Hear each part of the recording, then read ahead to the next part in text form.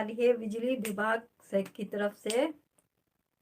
तो उस सिलेबस में हम लोग का एक हिंदी, सामान्य हिंदी भी है, जो इस पे खास ध्यान नहीं देते हैं। आराम लगता है कि आसानी से हम लोग पढ़ लिया जाएगा, ठीक है।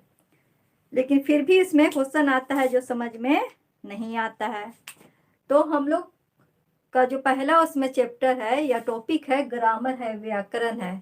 तो हम लोग उसे आसानी से, आसान शब्द में और सरल भाषा में समझेंगे तो हम लोग को क्वेश्चन बन जाएगा। लेकिन हिंदी में हम लोग डीपली नहीं जाएंगे, गहराई तक नहीं जाएंगे, उतने ही पढ़ेंगे जिससे हमारा क्वेश्चन आराम से बन जाएगा और कंफ्यूजन भी नहीं होगा। तो चलिए हम लोग स्टार्ट करते हैं। व्याकरण है ना, कि व्याकरण या ग्रामर हिंदी में किसे कहते हैं।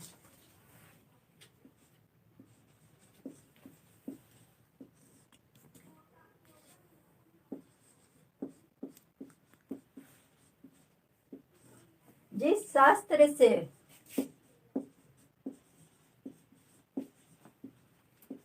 शुद्ध शुद्ध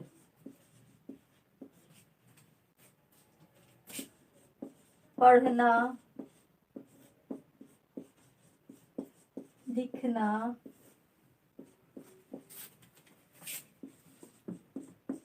बोलना तथा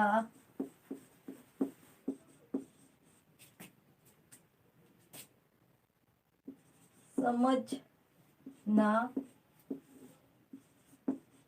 आ जाए उसे व्याकरण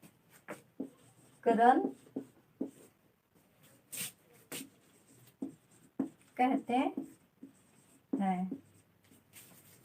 तो अधिकांश लोगों को ये व्याकरण की परिभाषा याद होगी, है ना। जिस शास्त्र से शुद्ध शुद्ध पढ़ना, शुद्ध शुद्ध लिखना, शुद्ध शुद्ध बोलना आ जाए उसे व्याकरण कहते हैं। इसमें नया वर्ड डाले, समझना, है ना। तो हम लोग को पढ़ने और लिखने और बोलने के साथ साथ जो व्याकरण है, बोलने की शैली है जो हम लोग की, वो भी हम लोग को समझ में आना चाहिए। तभी हम लोग को आगे आराम से या जानकारी उसको समझ में आ जाएगी। यहाँ पे बोलने का अर्थ होता है भाषा, ठीक है। बोलना मतलब भाषा। तो जिस शास्त्र से, यहाँ पे शास्त्र है, तो यहाँ पे शास्त्र लिखा हुआ है, बहुत लोगों को समझ में नहीं आता है, सिर्फ रट लेते हैं कि शास्त्र से शुद्ध शुद्ध पढ़ना। तो शास्त्र का मतलब होता है विद्या, वह विद्या या कला या नियम कानून, है ना। जिस नियम कानून से हम लोगों को लिखना आ जाए, हिंदी में पढ़ना आ जाए, बोलना आ जाए और समझ में आ जाए, तो उसे क्या कहते हैं, व्याकरण कहते हैं। तो हम लोग यहाँ पे शास्त्र ना लिख के भी विद्या लिख सकते हैं। ये आसान है, आपको ये याद नहीं हो रहा है सब, तो विद्या याद कर लीजिए। तो जिस विद्या से, जिस नियम से, सभी सही होगा। अपने शब्दों में याद करना है, ये ना कि जो लिखा हुआ है शास्त्र से उसी से हम लोग याद करें। जो हूबहू लिखा हुआ है व्याकरण की परिभाषा वही रट लें, तो समझ में आना चाहिए। तो हम लोग को जो समझ में आ रहा है अपने दिमाग में, तो वही चीज हम लोग याद करेंगे।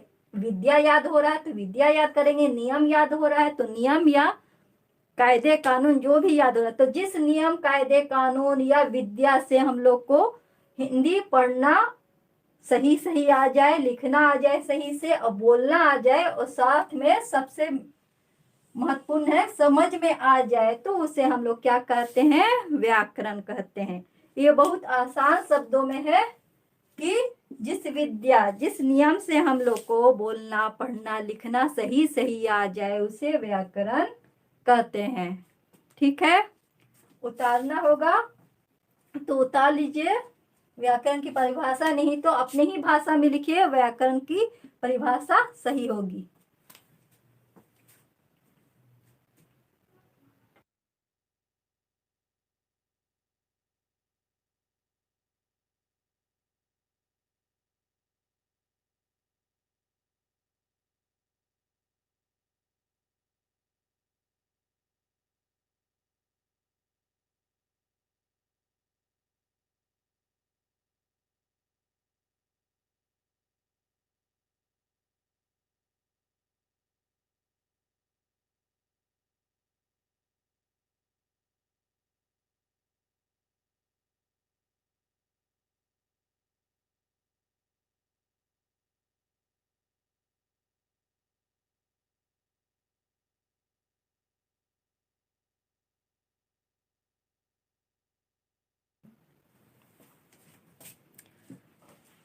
चलिए, याद हो गया होगा कि जिस नियम, कायदे, कानून या विद्या से हमें सही सही शुद्ध शुद्ध पढ़ना, लिखना और समझ न आ जाए, उसे क्या कहते हैं? व्याकरण, ग्रामर कहते हैं।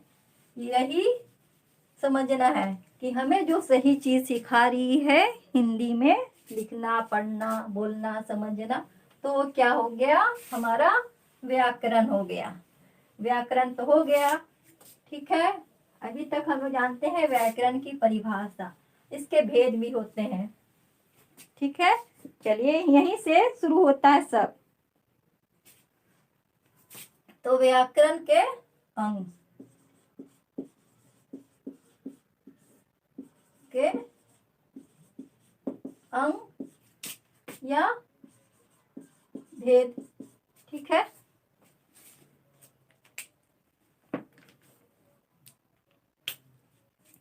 व्याकरण के अंग या भेद, ठीक है।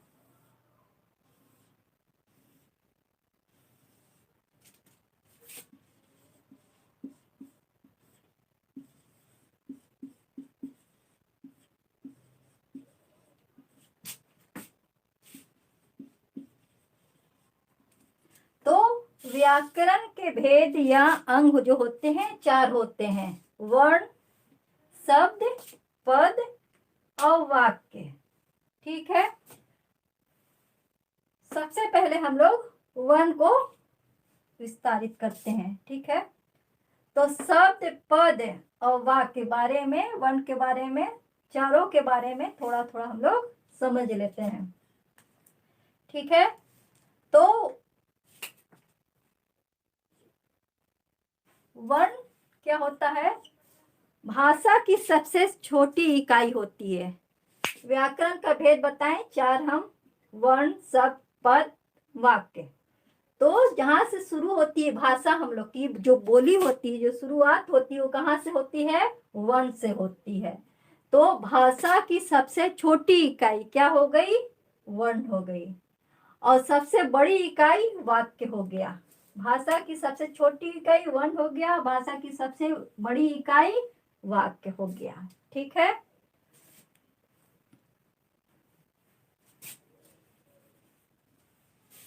याद रखिएगा, ये क्वेश्चन है कि भाषा की सबसे छोटी इकाई तो वर्ण हो गया, भाषा की सबसे बड़ी इकाई वाक्य हो गई। तो वर्ण देखिए,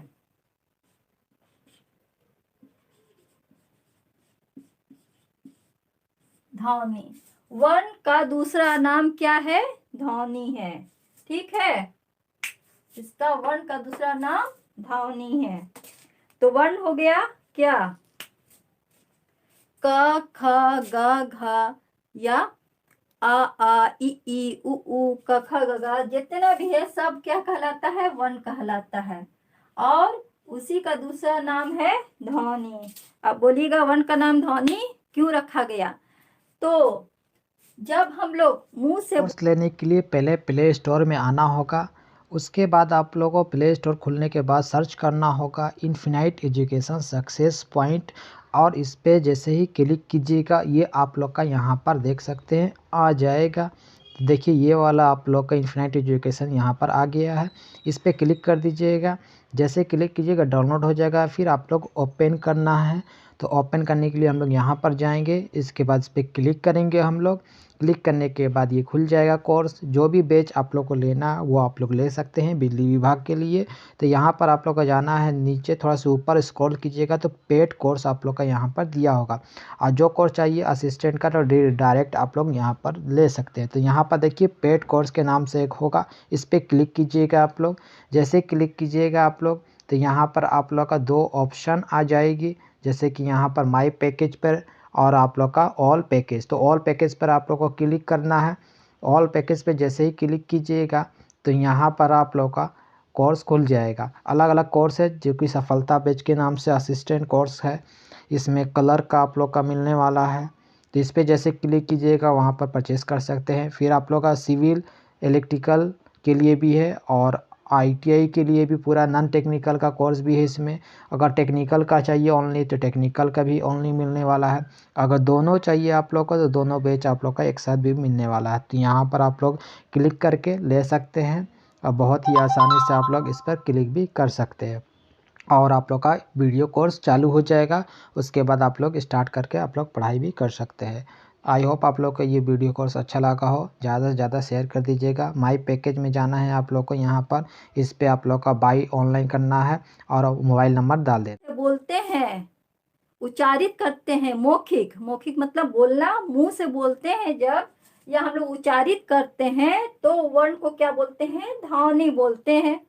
ठीक है, जब ध्वनि को हम लोग लिख देते हैं, लिखित, लिखना, जैसे क, ख, ग, ये लिख दिए हम लोग, तो क्या हो गया? लिखावट जो हो गया वो वर्ण हो गया। और जब हम मुंह से बोले, उच्चारित किए मौखिक, तो वो ध्वनि कहलाया। ठीक है, वर्ण का ही दूसरा नाम ध्वनि है। ठीक है, समझ में आ गया है कि वर्ण और ध्वनि एक ही है। जब वर्ण को हम लोग लिखते हैं तो उसको वर्ण कहते हैं, जब वर्ण को हम लोग बोलते हैं, उच्चारित करते हैं, मुंह से बोलते हैं, उसको ध्वनि कहते हैं। ठीक है, ध्वनि जब हम बोलते हैं तो दिमाग में कुछ आता है कि आ, ई, उ, क, ख। ठीक है, तो बोले हम लोग तो दिमाग में सोचे कि का कैसे होगा, आ कैसे होगा, खा कैसे होगा। तो जो हम लोग कल्पना किए, जो सोचे कि का ऐसा होना चाहिए तो लिख दिए, आ ऐसा होना चाहिए तो वो भी लिख दिए, तो वो क्या हो गया? वर्ण हो गया। मतलब हम लोग लिख दिए विचार करके कि ध्वनि से, मुंह से बोले, विचार किए इसको ऐसे होना चाहिए, तो वो क्या हो गया? वर्ण हो गया। और जो मुंह से बोल दिए वो ध्वनि हो गई। ठीक है, चलिए, और हो गया भाषा की सबसे छोटी लिखित इकाई, लिखने वाला इकाई क्या होगा? बोले लिखित तो वर्ण हो गया, तो लिखित इकाई क्या हो गया? वर्ण हो गई। और ध्वनि भाषा की सबसे मौखिक या उच्चारित वर्ण क्या हो गया? ध्वनि हो गया। ठीक है, सबसे छोटी इकाई ध्वनि हो गया, मौखिक, और लिखित सबसे छोटी इकाई वर्ण हो गया। याद रखिएगा। ठीक है, 3 सवाल आपका यही बन गया कि भाषा की सबसे छोटी इकाई वर्ण हो गई, भाषा की सबसे बड़ी इकाई वाक हो गई, 2 क्वेश्चन हो गया। भाषा की लिखित इकाई सबसे छोटी कौन होगी? तो वर्ण हो गया। और भाषा की सबसे छोटी इकाई मौखिक या उच्चारित क्या होगी? ध्वनि हो गई। चलिए, बहुत आसानी से समझ में आया होगा, ये सिंपल, ज्यादा डीपली नहीं। जहां तक हम लोग का क्वेश्चन आसानी से बन जाए उतना ही पढ़ेंगे। ऐसे बहुत गहराई है हिंदी में। ठीक है, उतना नहीं पढ़ना हम लोग को, जहां से हम लोग का क्वेश्चन कलेक्ट हो जाए वहीं तक पढ़ना है। वर्ण का 2 भाग होता है, एक स्वर, दूसरा व्यंजन। ठीक है, स्वर जानते ही हैं, आ, ई, उ, ऊ। ठीक है, व्यंजन में हो जाएगा क, ख, ग, च, छ, ज। ठीक है, जितना भी है व्यंजन हो गया, स्वर हो गया। ठीक है, इसका डिटेल हम लोग बाद में पढ़ाएंगे। अभी हम लोग लेके चलते हैं, चारों के बारे में थोड़ी थोड़ी जानकारी रखते हैं। तो वर्ण तो हो गया। अब भाषा की शुरुआत कहाँ से होती है? 4 क्वेश्चन तो यहाँ बन रहा है। अब भाषा की शुरुआत कहाँ से होती है? तो भाषा की शुरुआत हम लोग की वर्ण से होती है। ठीक है, 5वां क्वेश्चन बन गया आपका कि भाषा की शुरुआत कहाँ से होती है? तो भाषा की शुरुआत हम लोग की वर्ण से होती है। चलिए, हो गया।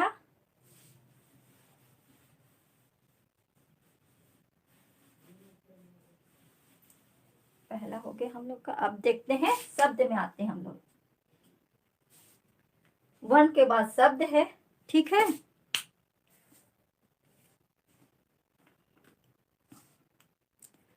तो वर्णों के सार्थक समूह को क्या कहते हैं? शब्द कहते हैं।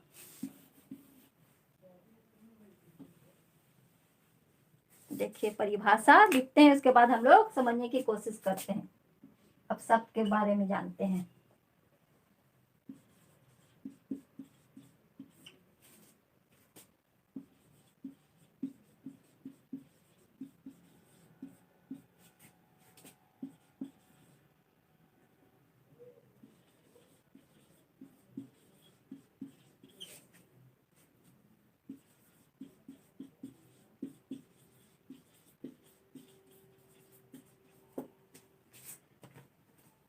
वर्णों के सार्थक समूह को शब्द कहते हैं। परिभाषा लिखाया तो सार्थक मतलब होता है सही, जो कोई अर्थ निकाले। ठीक है, यहाँ पे होगा सार्थक मतलब सही होता है, लेकिन यहाँ पे होगा अर्थ निकाले। तो वर्णों के सार्थक समूह को शब्द कहते हैं। जो अर्थ निकलता है, सही मतलब निकलता है, कुछ अर्थ निकलता हो तो उसे क्या कहते हैं? शब्द कहते हैं। या हम लोग कह सकते हैं वर्णों दिया है तो दो या दो से अधिक, ठीक है, दो या दो से अधिक वर्णों को मिलाते हैं और मिलने से जो सार्थक अर्थ निकलता है, जो सही अर्थ निकलता है, तो उसे क्या कहते हैं? शब्द कहते हैं। दो या दो से अधिक, राम, कल,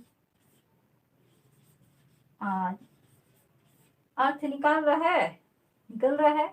तो हम लोग बोले परिभाषा में दो या दो से अधिक सब, दो या दो से अधिक वर्णों को मिलाने से जो सार्थक अर्थ निकलता, जो मतलब निकलता है, उसे क्या कहते हैं?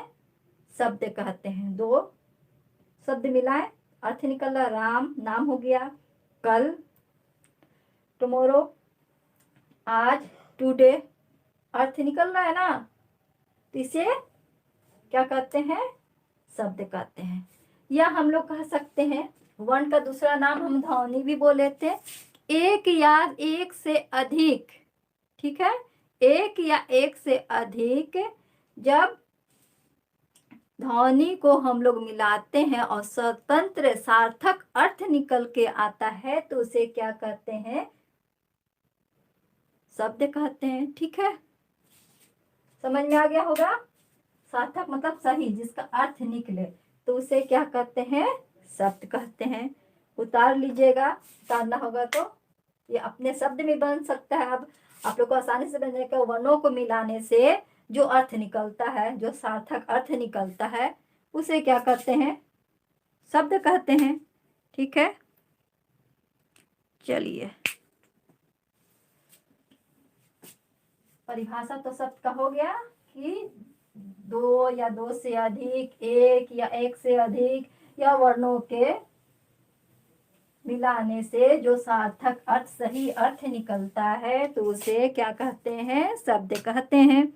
ठीक है, अब शब्द के क्या होते हैं? शब्द के चार भेद होते हैं। शब्द के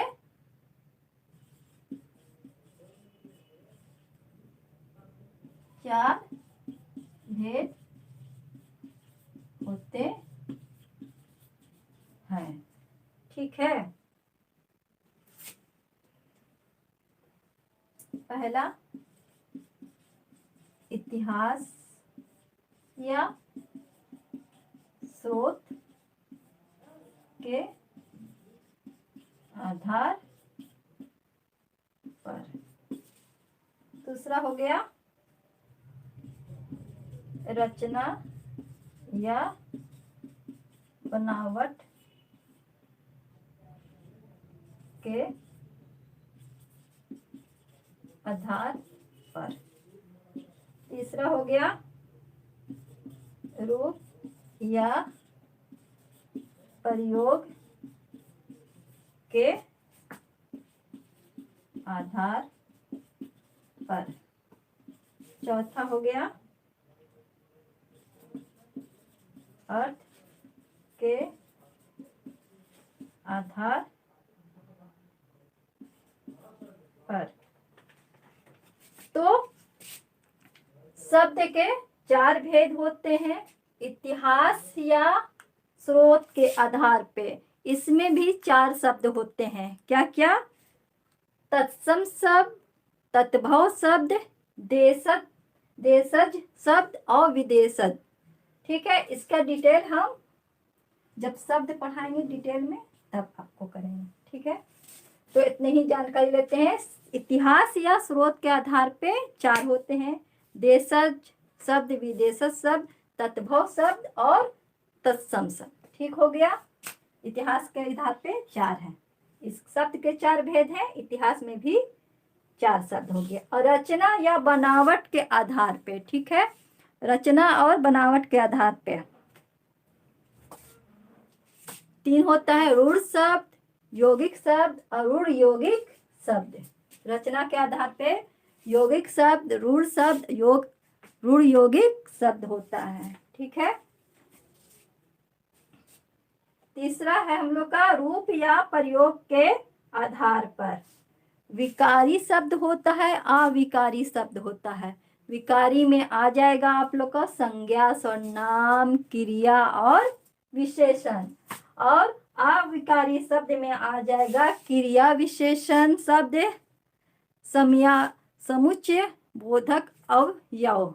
ठीक है, और विस्मयादि, बोधक, अव्यय। ठीक है, 3 आ जाएगा उसमें और 4 इसमें आ जाएगा। चौथा अर्थ के आधार पे।